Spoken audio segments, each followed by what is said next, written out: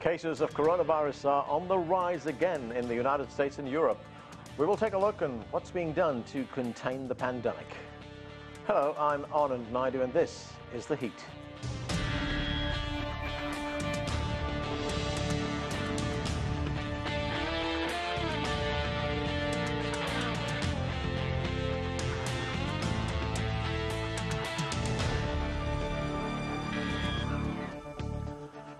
The numbers paint a gloomy picture in the Western Hemisphere. In Europe, governments are resorting to lockdowns and curfews to try to stop the transmission rate of COVID-19.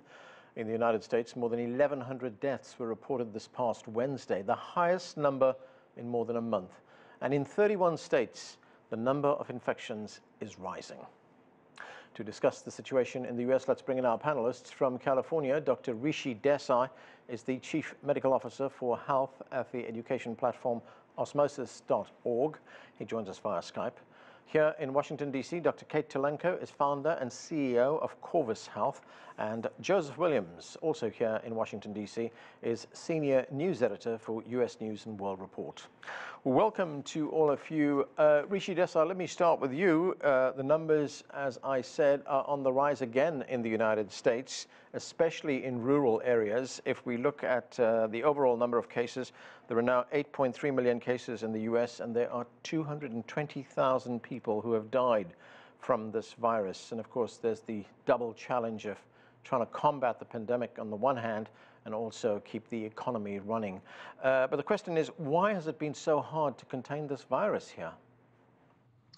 I think if you had to pick one word, the word would be fatigue. I think a lot of people are tired of feeling like they're getting mixed messages from politicians. They are tired of not seeing their friends and family. And so in that situation, when you're fatigued and you have to be doing things just right to avoid the virus, people make mistakes. And so those mistakes are that you have a big party, you go to the beach, you hang out with large groups of people at a bar. And that's what's causing these outbreaks, and people are just not doing the basics, wearing masks and social distancing. That's behavior on the one hand, Rishi Desai, but what about the role of government in this? And I'm talking about not just the federal government at a national level, but also local governments. Yeah, I mean, the CDC has given really clear guidance in terms of how to slowly phase back into kind of a normal life, and also how to phase things down if COVID disease is rampant. And a lot of state governments and local governments simply haven't been following that guidance. They've kind of done their own thing. Many state governors have said, you know what, I'm not going to wear a mask. I don't think it's necessary. I think we should open up again. Kind of just essentially completely ignoring all of the advice of scientists. And if they're going to keep doing that, then they're going to suffer the consequences. And that's what's happening for those states. Kate Tulenko, according to a model which has been published by the Institute for Health Metrics and Evaluation at the University of Washington, the death rate could be 2,300 per day by January. That's almost 70,000 people a month. It's a terrifying, alarming figure. What is the likelihood of this happening? Well, we look like we're going into the third spike of COVID in the U.S. The first was in March and April, the second was over the summer, and the third is now as it's getting cold, people are going back, socializing in their homes, kids are returning to school. So I think we can expect to see numbers much larger than we have in the past. So I think it is unfortunately quite realistic that we could see those high numbers, especially as was mentioned before, people are getting very fatigued of wearing masks, doing the hand washing, but hopefully local governments can step in and persuade people to do what's right. We have seen this, for example, in North Dakota. The governor has declined to declare a public mask mandate, but we've seen several local mayors where the hospital systems have been overwhelmed with COVID patients. They have declared public mask mandates. I mean, given those numbers, Kate, how important is it right now for politicians, leaders, to tell people to, or at least to get the politics out of this, especially on masks? I think it's the number one thing that can be done. If I could change one thing right now in the U.S., it would be that our leaders would encourage people to wear masks, to socially isolate, and to practice hand hygiene. That in itself would really help go a long way to address this pandemic.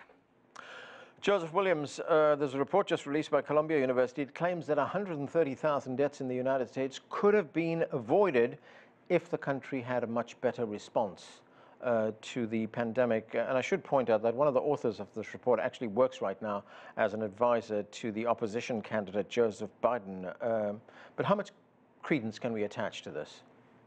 I would say you could probably attach a fair amount of credence to that, mostly because when the virus first came onto U.S. shores, there were advisories talking about how masks would work, how people needed to follow basic guidelines. But right off the bat, you had it dismissed by a president who saw it in his interest to keep the economy open and to pretend that the virus was no big deal.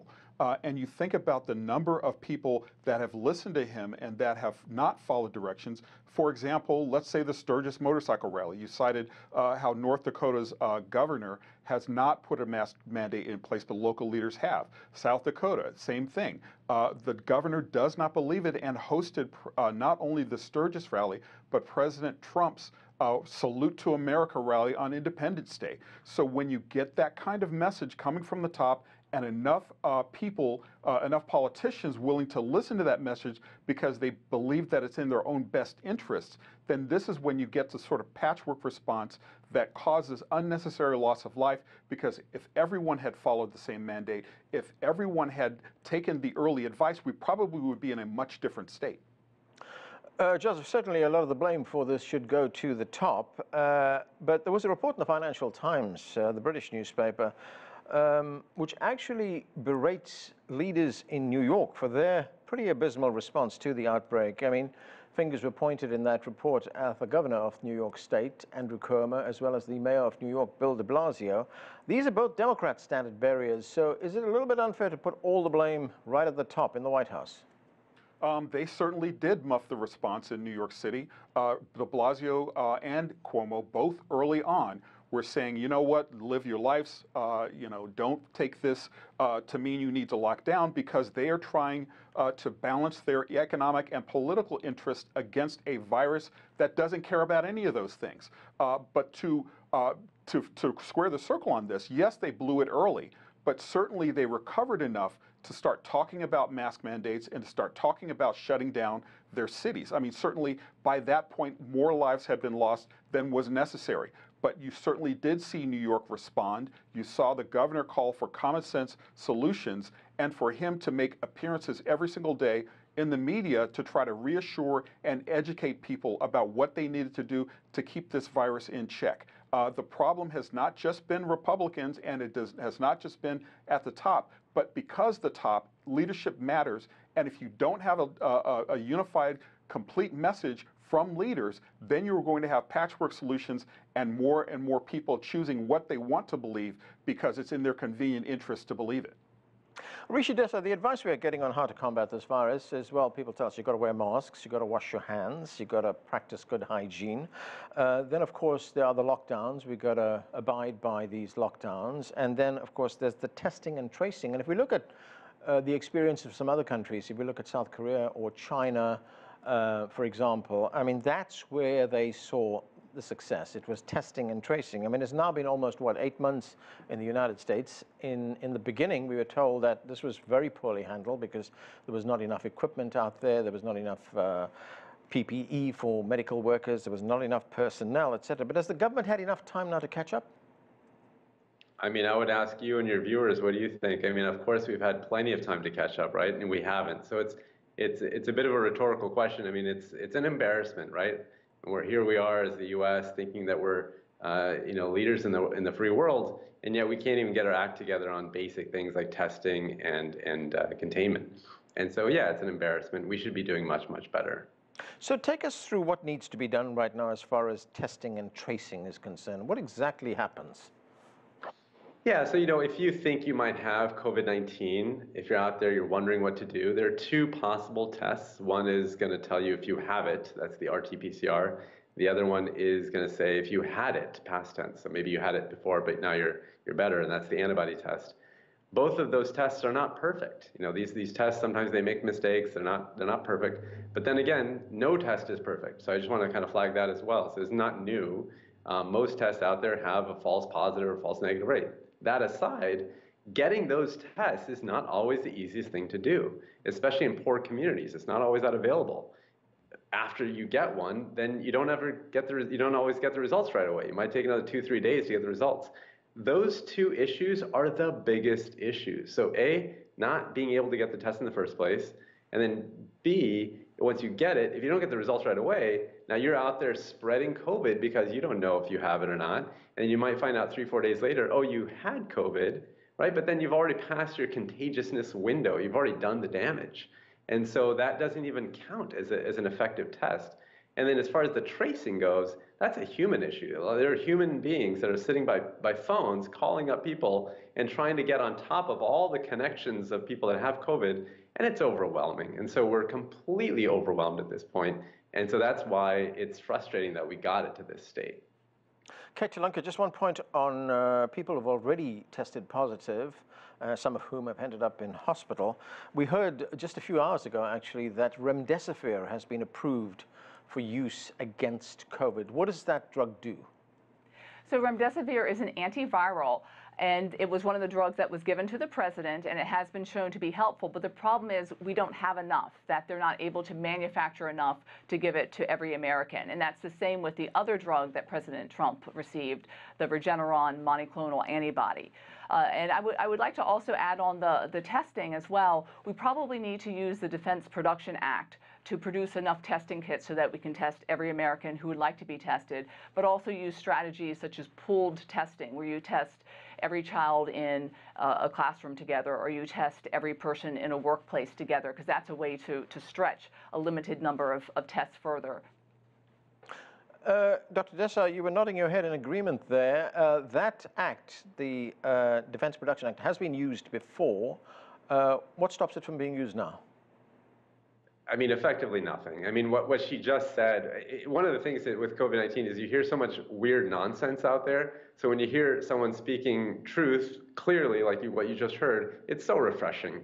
And so that's exactly right. The Defense Production Act could be used. We haven't. There are probably 100 reasons, political reasons why it hasn't happened. But that's an embarrassment. We should be doing that. Pooled testing. This is not new stuff. This is a logical solution to a problem. So we should be doing it. Other countries have figured it out. Why can't we do this? I mean, these are the kind of issues that our leaders should be figuring out instead of essentially spewing nonsense about masks. Joseph Williams, of course, this pandemic, as we know, has had an enormous impact on the economy of the country. Lots of people have lost their jobs. A lot of businesses have closed down. Now, the U.S. Congress is trying to negotiate another stimulus bill, a relief package for people. What are the stumbling blocks here? Why hasn't this happened? Let me count the ways. If we're talking about stumbling blocks, I mean, certainly the first and foremost is the 2020 election. President Trump would like to get a deal, but Majority Leader in the Senate, Mitch McConnell, does not want a deal because he feels like it would put his members in jeopardy. And also they sidetracked any talks because they saw the holy grail of politics, which is the 6th conservative vote in Amy Coney Barrett. And the reason why she got fast-tracked instead of a coronas bill is because the Republicans wanted it that way. Now, let's keep in mind that the House of Representatives, Nancy Pelosi, they passed a bill in May, $3 trillion with money for testing, with money for contract tracing, with money to help schools to sanitize and to be able to test students. All of that sat by the wayside when McConnell and the Republicans in the Senate decided to go on vacation. They came back, negotiations started again. So the sticking point on the Republicans was liability for employers. They wanted to open businesses, and if businesses reopened and someone got sick by COVID, that employer could not be sued. The Democrats were like, no, that's a non-starter. And the Republicans were like, no, all this money is a non-starter. We'd rather pass a much smaller bill to protect our reputations and protect our notions as budget hawks, as people don't like a lot of excessive spending. So those are the major stumbling blocks. But the minor one here is the fact that, well, I guess it probably is a major one, is the fact that President Trump has been on the sidelines. He has said, yes, I want a deal. No, never mind. Yes, I want a big deal. Yes, Republicans have to go big, and all of this has contributed to a huge muddle. In the meantime, people are suffering, businesses are closing, people are out of work, we're teaching our children at home, and it's just kind of an absurd situation. Rishi Desai, I've only got about a minute left, but I want to address this, and that is we are now in the fall or autumn here in the Northern Hemisphere. This is a time when people will be staying indoors. It's also flu season, cold season. How does that complicate the fight against the virus? You captured all the key things. I mean, people during the winter season are going to be indoors also because of, Halloween parties, Thanksgiving, Christmas. They want to be with friends and family, including older members of their family that may be at risk. And then you mentioned flu, and there's no law in nature that says that someone can't get flu and COVID-19. Yeah. And the two syndromes, of course, look similar. So all of this is going to make, I think, this next few months really, really difficult, especially in the face of the fatigue. And we'll see what happens with the election as well. But all of this is kind of leading to a potential perfect storm. Okay, we have to leave it there. Rishi Desai, Kate Tilenko, Joseph Williams, thanks to all of you for being with us. Let's turn our focus now to Europe. The number of COVID-19 cases on the European continent is rising dramatically. After an initial spike in March, the contagion rate went down and stayed low until August. But in the last few weeks, it has risen sharply.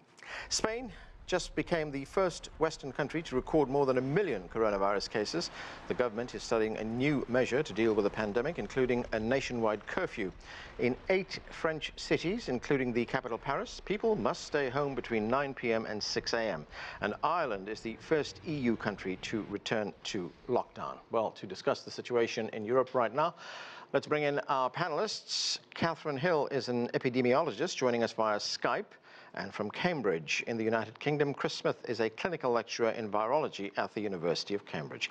Thanks to both of you for joining us. Let's start in Paris with Catherine. And Catherine, France implemented some pretty strict measures when the pandemic or the virus first spread across the country a few months ago. But now we are seeing a surge. Numbers initially went down, now we are seeing a surge.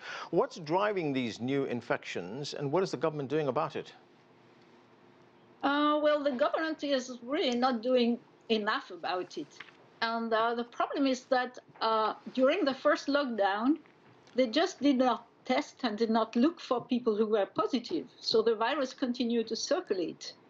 Then they started, after ending the lockdown, they started testing a little bit more. But there have been estimations that around May and from mid-May to end of June, the cases that were identified represented 1/10 of the cases. And now it's probably a little bit more. It's probably 1 in 5 cases that are identified by tests. So the virus continues to circulate and it's spreading quite rapidly right now. The intensive care units are are almost submerged everywhere. So it's just bad. And the authorities are running after the problem, taking one step at a time, always too late. So this curfew in 8 major cities has tonight been extended to other cities. But this doesn't make much reduction in the risk of contamination because people go to work, take public transportation, go into shops to buy food, etc. So the virus is just circulating everywhere. It's also a midterm vacation, so a lot of people moved out of town to go to the country with their kids, go to see the grandparents. Anyway, the virus just keeps circulating. All right, Chris Smith, the infection rate in the United Kingdom has also risen very sharply, and the government has responded with what it calls a 3-tiered system of lockdowns. What can you tell us about the situation in the UK? Very patchy. And what I mean by that is that if we wind the clock back to March and April, although our view of what was going on across the country is sketchier because we had less data, it was pretty much there was COVID everywhere. But this time it's different. And what we've got are generalized increasing cases. But the country is punctuated by some very significant hotspots, areas where there are very, very dramatic outbreaks, very, very large numbers of cases, but other regions of the country where there are almost no cases. And this has led to some kind of political wrangling and some tension because some people have been calling for the reimposition of some kind of lockdown to gain control of this, while others have been arguing, including the Prime Minister, Boris Johnson, that it would be a misstep to do this because we would be basically locking down one corner of the country and making businesses there pay a very heavy price when they have no cases to control an outbreak at the geographical opposite end of the country. And so this is why they've gone down the route of, at the moment, a 3-tiered system, a tier 1 medium risk, tier 2 high risk, tier 3 very high risk arrangement where different parts of the country are placed into these different tiers and different levels of restriction are imposed on those parts of the country. The idea being that you can maintain some semblance of normality while at the same time enabling some degree of control to be exerted on the virus. But time will tell whether or not this, as our own Chief Medical Officer has said, will go far enough to achieve sufficient control. Catherine, as you pointed out, there are lockdowns in place in France, 8 cities initially, and as you told us, that has been extended to other cities as well. The lockdowns have been described as the sort of blunt response to the pandemic. In fact, a scientist at the London School of Economics says unless vigorous testing and tracing regimes are implemented, we're going to see an endless cycle of lockdowns. So why is it so difficult in France to implement a test and tracing regime at this time? I wish I knew. I think the authorities have decided that they want to live with the virus, and that I think is a mistake. It's also not a lockdown in the cities. It's just a curfew. It's 9 p.m. to 6 a.m. So it's just a very partial lockdown. So it has a very minuscule effect on the circulation of the virus, whatever the authorities say. Why they don't test more massively and find a way to do it, I don't know. I don't understand. It's an enormous mistake, really.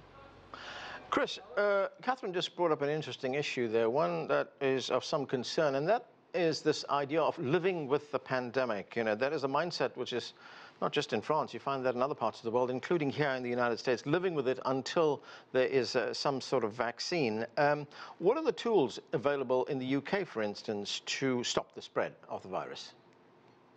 Well, building on the points we just heard from Catherine, one of the reasons why we've got track and trace systems, we've got detection systems, reporting repeatedly very low levels of pickup and follow-up, is because this is a tough customer, this coronavirus. And the reason it's a tough customer is because a very significant proportion of people who catch it have no symptoms whatsoever. It may be as high as 2/3. And this is the problem, because testing is triggered by symptoms.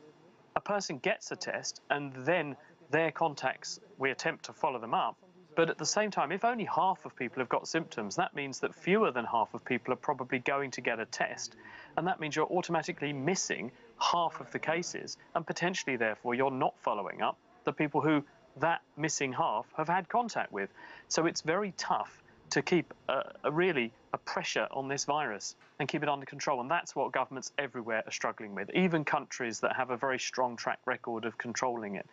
And given that, and with that in mind, this is why we also know this is a natural infection that's probably come to us from a wild animal. We also know it's got into wild animals. We've had outbreaks in mink. We've got infections in dogs and cats, and probably other wild animals are also going to be carrying this, and domestic animals too, including farm animals. It is therefore a zoonotic infection, an infection of humans that's jumped from nature and moves interchangeably between nature and humans. And this means you cannot eradicate this thing. We cannot get rid of a disease like that. Therefore, it's going to be with us, like rabies, like Ebola, like Zika, like dengue, for decades to come. And that means we have to get away from the mindset of thinking we can conquer this, we can get rid of this thing. We can't. And because we can't get rid of it, we have to rethink our relationship with it and think, how do we adapt? How do we put in place provision so that we can live with this thing and not kid ourselves that we can get rid of this thing?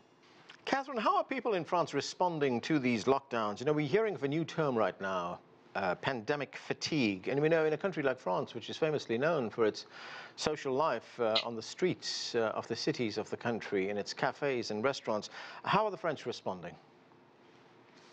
I think they're bearing the brunt pretty well, I think. They're really, you know, obeying the restrictions, but it's the health personnel, the people in the healthcare that are going to go bananas soon. Another point that we have not discussed is how fast this virus circulates. So there's an enormous problem with the asymptomatic spreaders. And there's also the fact that people become symptomatic around the 5th day after infection, so they have already contaminated around them before the symptoms. And in France, they get tested on average 2 or 3 days after symptoms, and sometimes they get the results another 2 or 3 days after that. So most of them, when they are told that they are contagious, are not contagious anymore. So there is massive testing, and also one has to go very fast, because this virus goes fast. Chris, I have some tape here of some of the comments made by Britain in response to these latest measures, and we were just talking about pandemic fatigue, but let's listen to this person. Everyone needs to come together, just fight as one, be one true voice, and send a clear message down to London, down to the government, and say, yo, we're not having it, we're not rolling over, we're not closing. This is our livelihoods. This people have put blood, sweat and tears into this city, and they're just trying to tell you got shut down. So you can hear it there, Chris. Lots of frustration, but the government is really caught between two prerogatives here, isn't it? Combating the virus and keeping the economy open. Can it do both? I think it's essential that it does. The World Health Organization have already said, look, countries, please don't, I'm paraphrasing awfully, but please don't lock down your countries again, because lockdowns, very effective in the short term for gaining control and buying time. They press the reset button, but they come at tremendous cost. And I think the estimated cost currently for the UK economy is, for instance, £1/3 of £1 trillion that have been spent to get us where we are. In other words, at the height of another outbreak, Surge 2.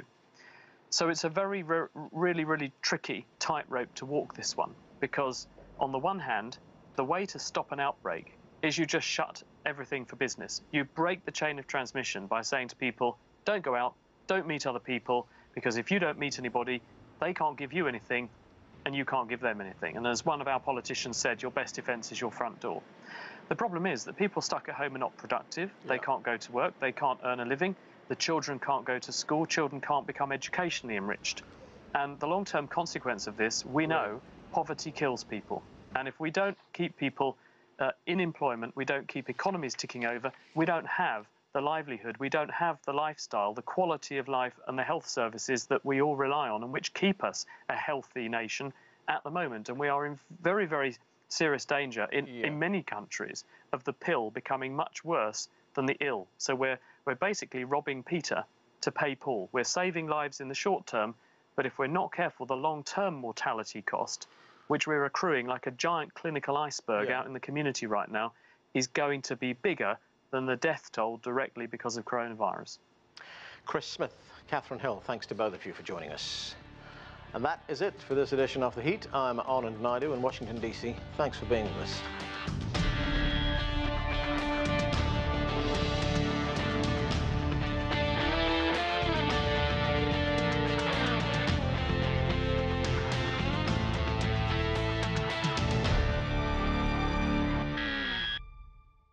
Hello everybody, I'm Anand Naidu. If you enjoy the thoughtful, engaged discussions you see on The Heat, you may also want to subscribe to our podcast. It's appropriately titled The Heat. Twice a week we take a deep dive on world headlines, talking to experts, journalists and others. It's a fresh, focused and intimate look at the issues that matter most. Whether it's the Hong Kong riots, the latest Middle East conflict or US politics, The Heat podcast gives the clear context needed to understand both what's going on and why. And what's best, we come to you. Whether you're at home or on the go, you can find The Heat podcast just about anywhere podcasts are found. Just search The Heat CGTN. Have a listen today and subscribe. Thanks.